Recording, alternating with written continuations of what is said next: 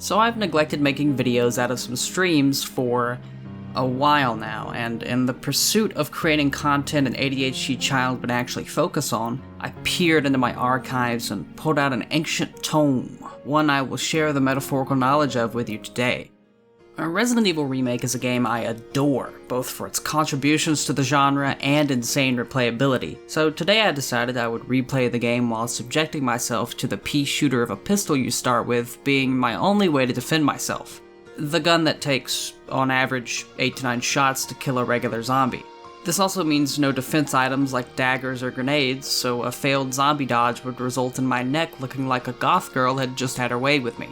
On top of that, I'd be attempting this challenge as Chris in real survival mode, the hardest mode offered, meaning that not only was my inventory reduced from Jill's usual 8 slots down to Chris's 6, the item boxes, normally dimension-defying chests where items are shared between each one, they were nerfed to no longer being interconnected, sort of like what they would be like if this was real life, some kind of real survival. Also, auto-aim is disabled, and for you Resident Evil veterans, the door near the staircase save room, the one with the doorknob that's falling to pieces, apparently that door is fixed forever in this mode. I assume in an attempt to make moving your items around the mansion into the various item boxes a little easier. I did not know this was fixed until I read it on the wiki, right now. With all of that out of the way though, let's take a dive into the nightmare with Chris, who dressed a little too casually for work on the wrong day. Let's do it, yeah. Apparently not getting the memo for the challenge, Chris starts with only a knife, meaning we book the hell out of our first encounter and run away to get backup, found in the form of a dropped handgun, probably left behind by Wesker since he loves us so much, and this will be the first and last weapon we ever need. Heading onwards past the birdcage from channel chasers and up the stairs, I think it's time I explain my game plan for inventory management to get through this in a halfway decent time.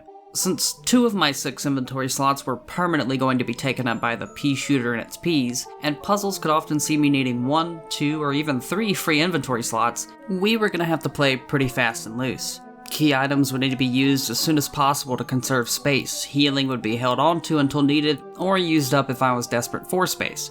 Ink ribbons would be used to save and immediately deposited in their respective item box, and anything else was to be left at the wayside, forgotten like a child in a play place. Another question you might have had by now, is there even enough handgun ammo in the game to make it? I was unsure, but in order to save as much ammo as possible, we're only going to be shooting stuff when absolutely necessary, meaning I get to show off my awesome dodging skills as we make our way to pick up the first key item, the green arrow, as well as our first extra 15 handgun bullets. From there, we hightail it to the courtyard to drop the arrowhead in its rightful place, removing it from our inventory and getting our silly paws on the sword key from the Book of Curses, letting us know we need to bring 4 death masks back to this area. Undeterred by the writings of a dead man, Chris is happy since our mansion's square footage has opened up, all for the cost of a little nibble from behind on the way back inside. Apparently, Christopher is gonna mess up some zombie dodges here and there, probably those stupid goggles he's wearing blocking his vision. Using our newly acquired key, we bob and weave past Bob and Steve and down the stairs to our first item box, immediately dropping some dead weight like our knife and ink ribbons. We run past the first zombie ever created and down into the kitchen for an old key we need to use after passing through Window Crack Hallway, taking us outside to grab a surprise tool that will help us later. I grab one of the 2 green herbs here for a quick top-up, and we come around the mansion to one of my favorite safe rooms in the game. When I think Resident Evil safe room, this is always the first one that pops up into my mind. It's just so peaceful and comfortable. I guess Chris also got a little too comfortable here because he gets chopped up on the way out pretty bad, so we force him to hose the wound down with first aid spray and keep chugging. Heading up the stairs to one of Spencer's studies, we grab the dog whistle along with a set of instructions telling us that a vital key to our progression was inside the collar of the dog that would be called by said whistle. There was no way around it. We were going to have to spend some ammo here, but at least we were going to do so like a true American cop, gunning down a dog that we incited into attacking us. We use up the last of our sword key on the loop back around and throw it away with Chris's omnipotent knowledge of the future telling him the key was useless now. We take a few bites in the ensuing confrontation with the silly dogs, so I go for the healing place on the ground. Uh-oh. And we eventually kill the main dog so we can get the hell out of there, only missing a single shot. Pulling the false key out of the collar, we run past the Crimson Chin to the room that kills you and pull the old switcheroo, giving ourselves the armor key to ethically trespass into new areas, like this beautiful garden where Christopher, of his own volition, decides to use the chemical we picked up earlier to murder these plants simply for existing. Not cool, Chris. It got us our first of 4 death masks needed, but you lost my respect.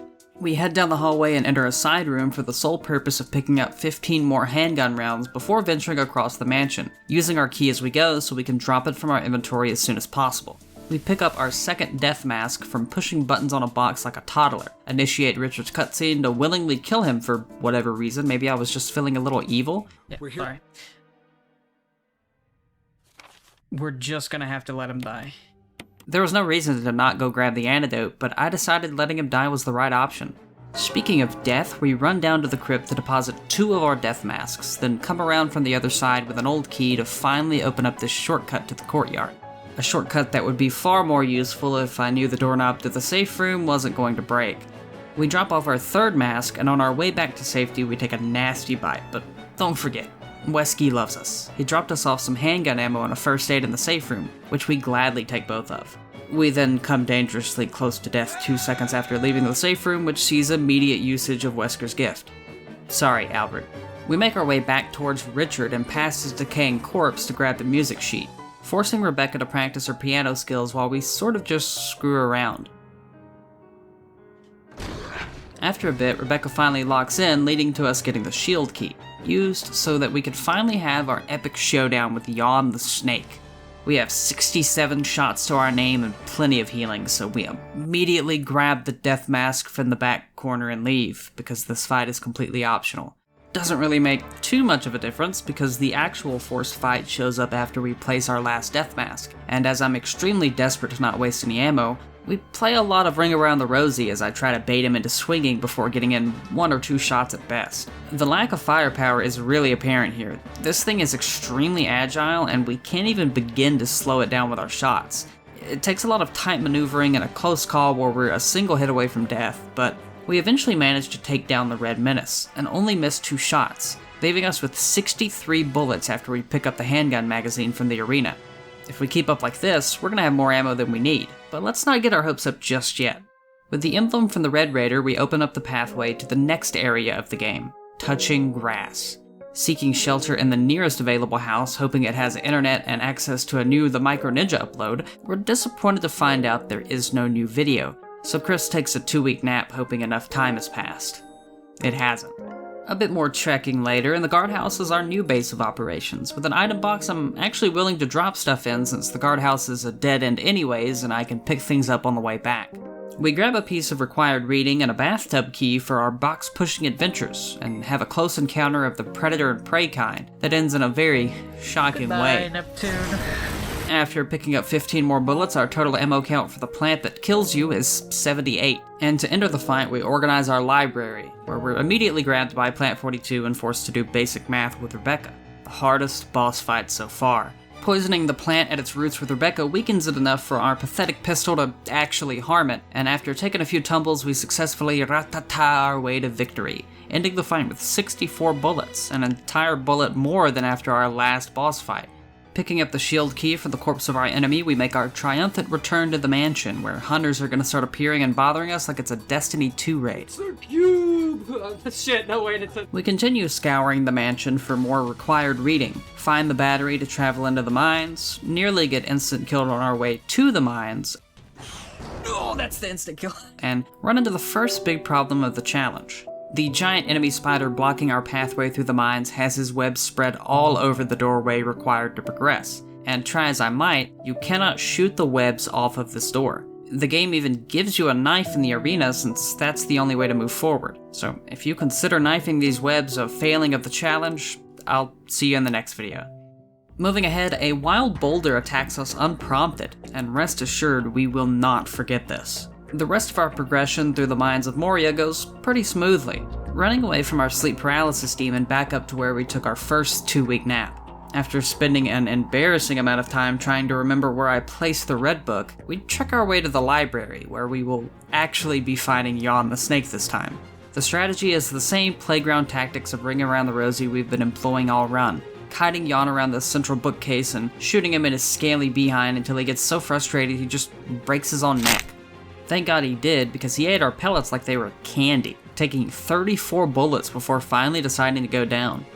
In our last trip through the mansion, we head into this trophy hunting room on the side to grab 15 more bullets and a red gem we need for progression, popping open a lockbox with it, giving us a key for another one of Spencer's studies. Upon arrival, we hear Rebecca screaming for help, but since I was apparently on my evil arc, we leave her to fight for herself. Oh, do we save her? Rebecca. I think we don't. I don't want to waste the ammo. Sorry, Rebecca, but look at this cool stone and metal object I found. We grab our math and literature books along with both our stone and metal objects and head downstairs to take a piece of the action. Take a piece of the action. Wesker takes a dramatic pause and I'll investigate this area a little further. knowledge opens the way forward like it always should, taking us to the final area of the game, the lab. Immediately upon arrival, Christopher uses his future sight ability to know that this zombie in particular needs to die in order to not explode while walking through here with a chemical later. This computer asks us what Yakuza's first name is as the username and the finest Resident Evil woman for the password, so we happily oblige. Further verification is needed as it asks us for the best saga in Dragon Ball Z. Cell. Da, da, da, da, da, da, da, da. And we pass the test with flying colors. More exploration yields more bullets, bringing our total ammo count to 96 for Tyrant, immediately brought back down as we spend way too many bullets killing another zombie that will get in our way of fuel transportation. I get reckless with bullets for some reason or another and pop this poor creature's head clean off, then take a strategic bite in the chemical room to knock the zombie in here over, meaning I can casually walk my way out without any accidents happening. Chris's psychic powers save his life as we take our leisurely stroll back to restore power, and from here we're pretty home free to get to the end of the lab. Letting Rebecca become an evil resident does have one upside though. We get to see one of the funnier scenes in the franchise. So you've come. Chris, you make me proud. But of course you are one of my men. Thanks. I forget they fucking like kung fu here. Oh, And stars were umbrellas. No. rather, my little Little piggies. piggies. Wesker, you've become senile. Unfortunately, our laughs don't last forever as I realize we have to fight the Tyrant here, an encounter I initially thought I'd be able to run away from. The fight itself was easy enough. Tyrant moves at the speed of a snail. Taking a measly 21 of our 83 bullets, he leaves us with 62 for the final encounter. And I'm not gonna lie, I was feeling extremely confident. Tyrant moves pretty quickly in his final fight, but with this much ammo, I really do think we could take him down. We ride the elevator up and light the flares for an epic final boss fight, which never happens. Apparently letting Rebecca die means you don't have to fight the Tyrant a second time, which, my bad. I didn't know. With such an anticlimactic ending to the challenge, I wanted to do something special so that nobody felt blueballed by a lack of climax, so to speak. And so I decided to